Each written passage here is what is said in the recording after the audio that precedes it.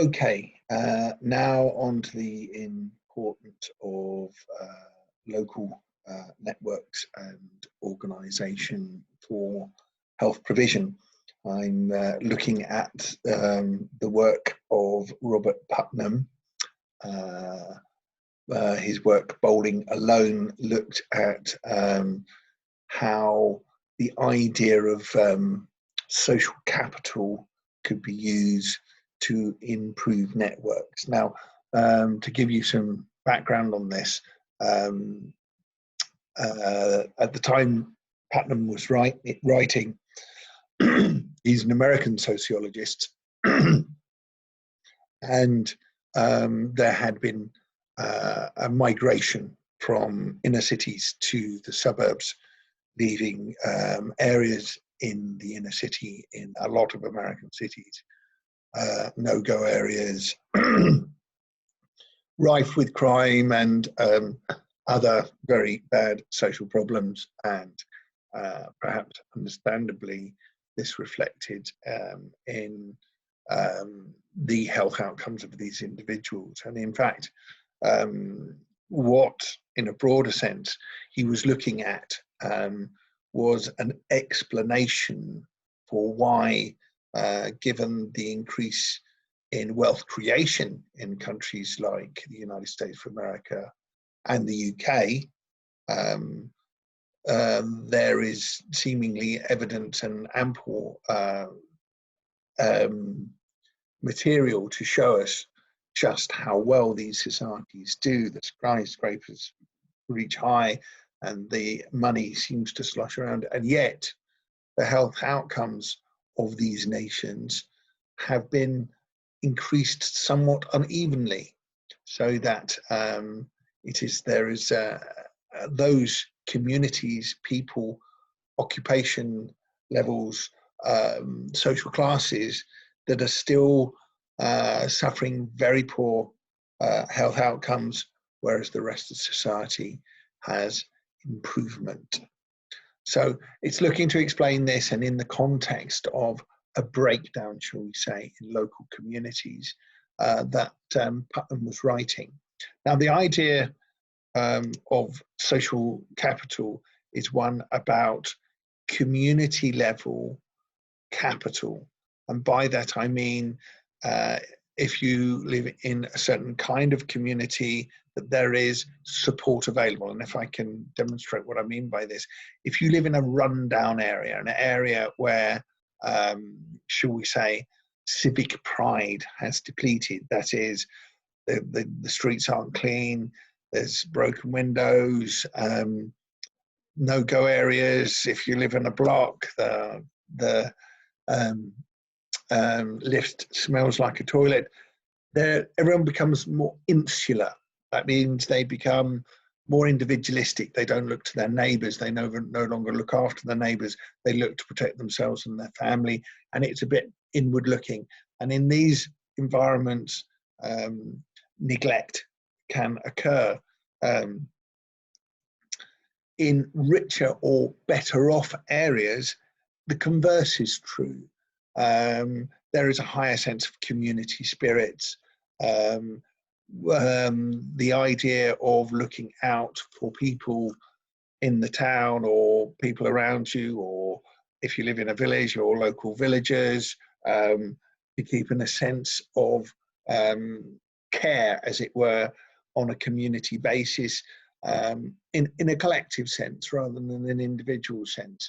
And this can be supported by organisations such as the Rotary and other volunteering organisations that give opportunities. And it's this social capital, the word capital being the idea of some sort of resource or finance. This social capital advantages people who live in these communities because they have access to employment opportunities, education opportunities, recreational opportunities, and social opportunities to build bonds with one another that are absent in a deprived community, where these bonds do not take place. Robert Putnam came up with this idea, as I say, an American sociologist looking to steer government policy, if you like, to supporting or growing these networks on a local basis. And he was successful in doing so because a number of governments, including our government at the time, took this as a way forward in dealing with inequality and poor health outcomes. What we're talking about, if I can return to the idea, is not only that there is a spirit of community, whether it be planting trees, working together, but it's also about networking. I mean, the social networks which bond primary school groups to local construction firms, that bond voluntary groups to Age Concern or other interested non-commercial organizations which are more likely to abound in areas with strong or high social capital, and that these networks are very important in providing opportunity, also understanding and bringing out people, and having an articulate and strong community is a better way to get community needs met. It is also this sense of, if the individual feels empowered by its participation in the local community, and that community is behind them when they interface with social institutions such as the medical profession, that they will have the confidence of the community behind them to articulate their needs in a complete and more fulfilling fashion, and that this will itself gain some benefits to them. It is about participation. Remember, go back to the isolated model of the deprived area where people don't stretch out into the community, to this social capital rich model where participation is high, and that there is an articulation and an empowerment. So health needs are better understood, better serviced, and better reached. The idea also is that there is a reciprocal arrangement whereby the stronger the giving, the more received. And in other words, in a community where there is strong social capital, where people reach out, that people show concern, that this is not only encourages others so to do, but those that are reached out to in turn reach out to others, and so forth. And so that this way that bonding can be grown.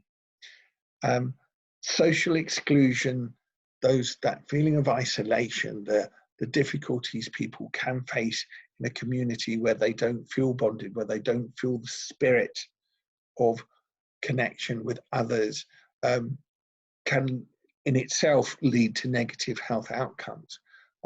But the idea of strong social capital is to reach these hard to get at groups. You could talk about having translators to get through to different parts of the community.